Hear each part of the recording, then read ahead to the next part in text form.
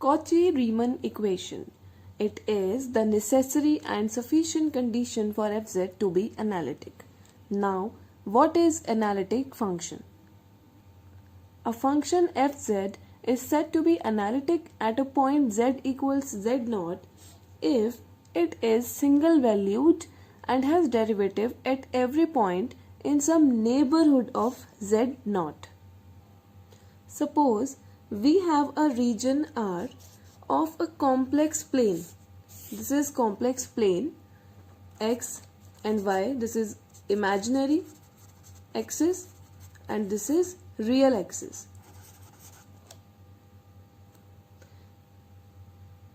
So here if fz has a derivative at each point of R, okay, here it is the region R.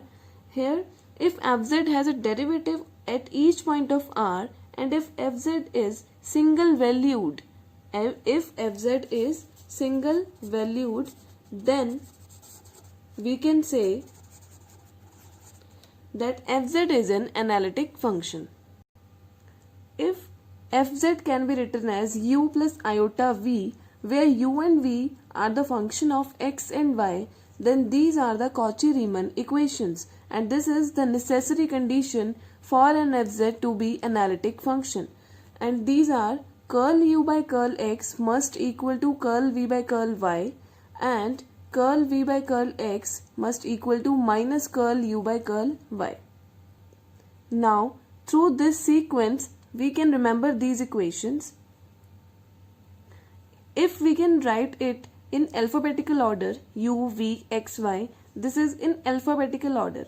So, if we can see that curl u by curl x will be equal to curl v by curl y, and there will be positive sign.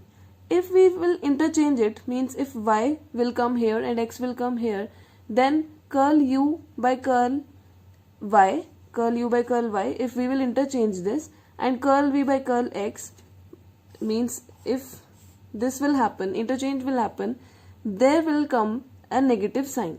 So in this way we can remember this, we can remember these equations. These equations are necessary condition, but there is a sufficient condition also, that is u and v should have continuous first order partial derivatives.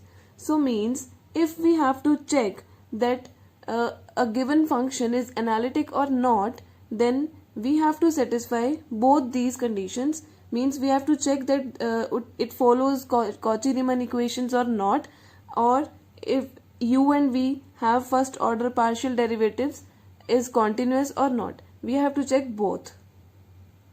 Now there is one example. Check whether sin z is analytic function of complex variable z equals x plus iota y or not. Means we are given z is x plus iota y, and we have to check that sin z is analytic or not. Here given fz is sin z, and we can put z is x plus iota y.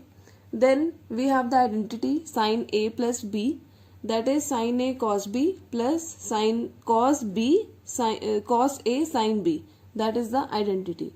Next we have to remember that cos iota y is cos hyperbolic y and sin iota y is iota sin hyperbolic y. Then we will put these cos iota y is cos hyperbolic y and sin iota y is iota sin hyperbolic y. And we can write in place of fz u plus iota v, and same, and then we should compare real and imaginary parts, and u will equal to sin x cos hyperbolic y and v will equal to cos x sin hyperbolic y. Now we have to check that it satisfies Cauchy-Riemann equation or not. Then we'll first take the derivative, partial order first order partial derivative, that will be curl u by curl x. With respect to x we have to do the derivative, so cos hyperbolic y will be same as it is, and sin x derivative is cos x. Similarly curl u by curl y will be sin x as it is. With respect to y, cos hyperbolic y derivative will be sin hyperbolic y. Similarly we can solve curl v by curl x and curl v by curl y. Now obviously we are getting curl u by curl x equals curl v by curl y, that is this, and curl v by curl x is minus of curl u by curl y, you can check that, will be equal to minus sin x sin hyperbolic y.